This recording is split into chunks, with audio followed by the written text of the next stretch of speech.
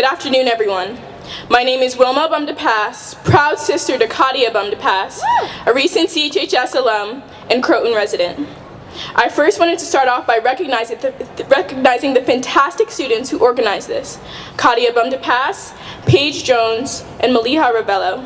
I have had the privilege of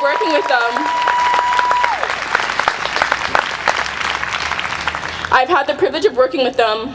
And I can say with certainty that they are the most talented, courageous, and powerful young Black women I have had the pleasure of working with. So please give them a round of applause.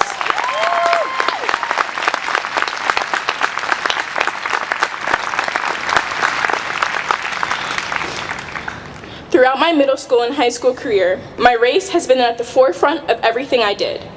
Whether it was what I wore, how I spoke, what hairstyle I had, what I had for lunch, what music I listened to, or the activities I participated in, it has always played a major role in my life.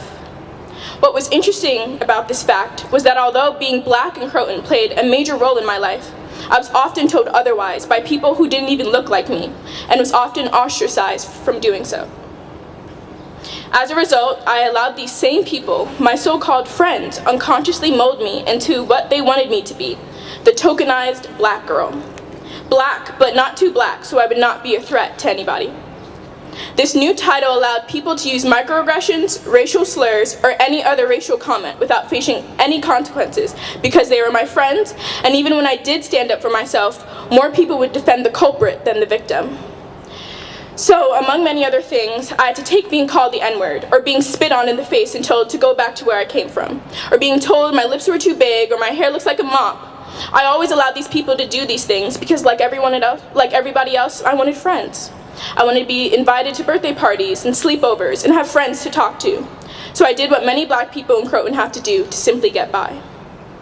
Thankfully, towards the end of my high school career, this all came to an end. I knew that I would be graduating soon and starting a new chapter in my life and no longer have to deal with these racist comments.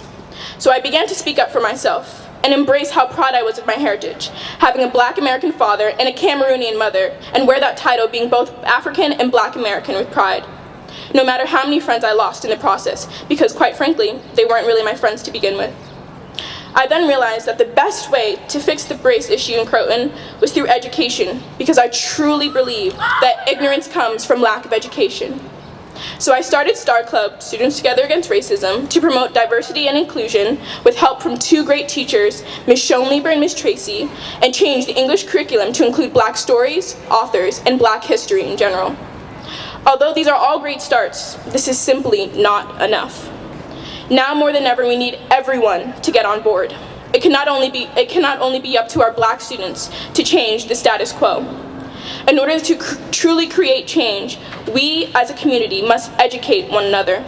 This means people such as, but not limited to, residents, business owners, teachers, law enforcement, first responders, politicians, and students, because this is not a Black and white issue or a political issue. This is a human rights issue. All Black lives matter.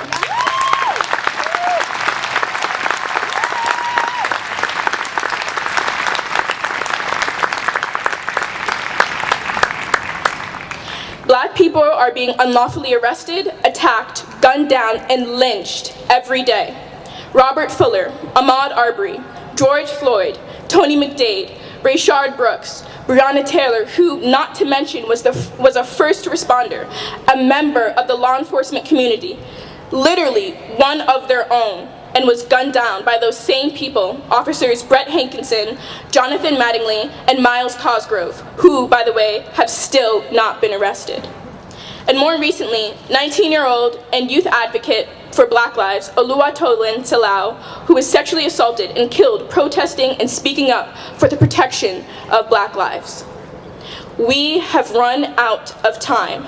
My people can no longer go unheard. It's not that all lives don't matter, it's that Black lives matter.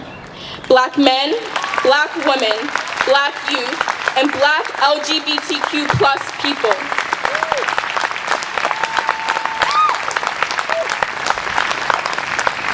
It's not, I don't see color, it's, I see your color. I see your value, and I recognize that your skin marginalizes and oppresses you daily. It's about time we shake things up in Croton and change the status quo. So let's hire more Black teachers, administrators, law enforcement, local politicians, and reform curriculums to include Black stories and history. And let's finally do our part and educate ourselves so that we can begin the process of healing. We must do better. Too many lives are at stake. I can only hope my story inspires you all to do so. Thank you.